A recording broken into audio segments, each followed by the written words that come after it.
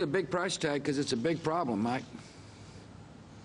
I told our people I don't want to be timid in the face of a significant problem that'll affect the average citizen.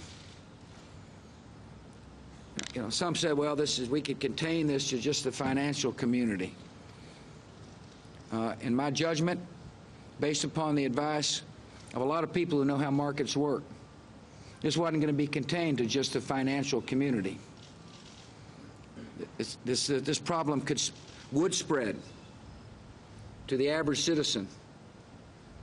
You know, you hear them talking about Wall Street and Main Street. Well, this is Wall Street plus Main Street, and I'm worried about Main Street. The Democratic and Republican presidential nominees also addressed the financial meltdown from the campaign trail.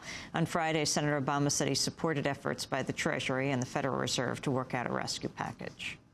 Today, I fully support the efforts of Secretary Paulson and Federal Reserve Chairman Bernanke to work in a bipartisan spirit with Congress to find a solution of this sort. What we're looking at right now is to provide the Treasury and the Federal Reserve with as broad authority as is necessary to stabilize markets and to maintain credit. Meanwhile, Senator McCain promised supporters in Green Bay, Wisconsin Friday he would bring changes to help regulate Wall Street. To deal with the immediate crisis, I will lead in the creation of the Mortgage and Financial Institutions Trust, the MFI.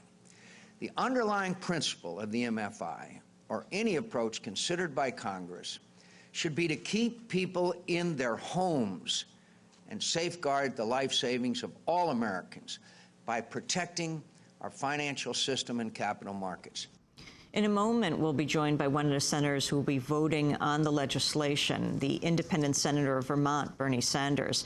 But we turn now to two other guests. Dean Baker is an economist and co-director of the Washington, D.C.-based Center for Economic and Policy Research, frequent contributor and columnist. His blog is Beat the Press. He's the author of several books, including The United States Since 1980 and The Conservative Nanny State, How the Wealthy Use the Government to Stay Rich and Get Richer. He joins us from Washington, D.C. And we're joined by Robert Scheer in Los Angeles, California, veteran journalist, syndicated columnist at San Francisco Chronicle, editor of the political website Truthdig. He's the author of several books, most recently The Pornography of Power, How Defense Hawks Hijacked 9/11 and Weakened America. Dean Baker, let's start with you. Explain the legislation that is being introduced.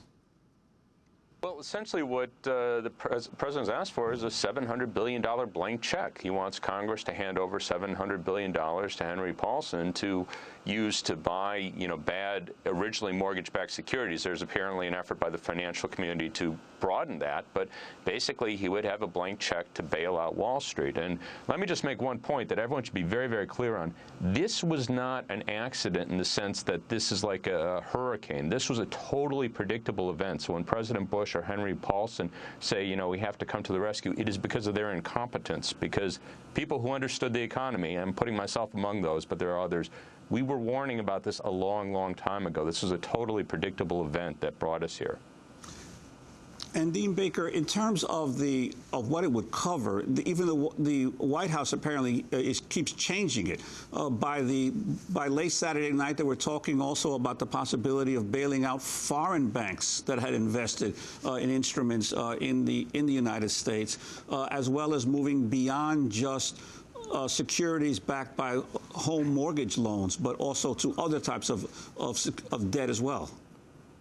Absolutely, and this speaks to the nature of the bailout. The bailout should not be fun if it's constructed right. The way this should be constructed is if you're on the edge of bankruptcy, you come to the Treasury and you get the money, but guess what? You're selling your company. And you also have serious limits on CEO pay. You only get $2 million a year. How's that? Or maybe less. Some people have proposed less than that. But the bailout has to be punitive if it's serious. It shouldn't be a field day. We shouldn't have people lining up to get in.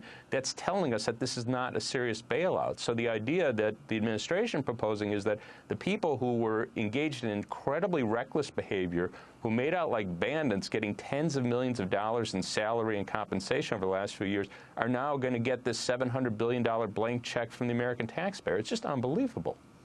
Robert Scheer, I'd like you to weigh in here. Actually, when hearing Henry Paulson questioned by George Stephanopoulos on ABC yesterday, the Treasury Secretary said, we don't want this to be punitive. We've got to basically save the country, he said.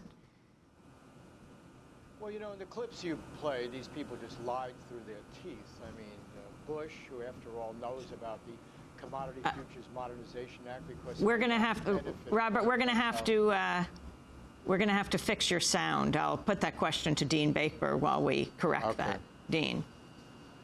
Yeah, well, as I said, this is really just an incredible. We want it to be punitive. If Henry Paulson doesn't want it to be punitive, that's telling us from the word go, he is not the guy to run this. This is not supposed to be a giveaway. You know, these are the richest people in the whole country. And if it's not punitive, what we're telling them is just, you know, go out, run your banks in a reckless manner, because that's what they did. They wouldn't be here if they didn't run their banks in a reckless manner. Pay yourself 30, 40, 50 million a year in compensation. Then when you get in trouble, go running to the government, and we'll just hand you hundreds of billions and more. If this isn't punitive, if this isn't really painful for them to come to the government, then we've messed up with the bailout. They don't have to do it. Again, you know, if your business is good, if you could get by without the bailout, wonderful. Don't come talk to us. You don't need the money. But if you're going to get a handout, it's going to be punitive. That's the way it's supposed to be. And what were some of the major mistakes or flaws in how these investment companies and banks dealt with this crisis back now? Because we've been knowing that this has been building in the heartland now for a couple of years. Well, we've been knowing since 6 years. The basic story was we had a housing bubble, which, again, these people are supposed to be smart. They're paid tens of millions of dollars. They should have recognized the housing bubble. They should have recognized that house prices would fall, as they have been. And what that meant was you made a loan on a house for $250,000, $300,000, $400,000. That house price was likely to fall. So if you did that with zero down, as many of them did, plus having mortgages, you know, the predatory mortgages, the subprime mortgages that have got them in particular trouble, these were guaranteed to go bad in many cases. They acted as though house prices would just keep going up forever and they could just keep, you know, going along these lines. They leveraged themselves to the hilt. The investment banks like Lehman and Bear Stearns leveraged themselves to ratio 30 to 1. In other words, if they had $10 billion in capital, they had loans on the order of $300 billion.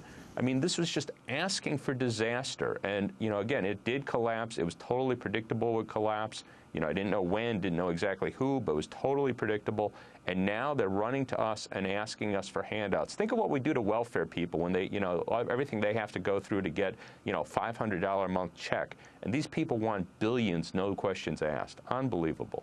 Robert Scheer, let's try again in Los Angeles.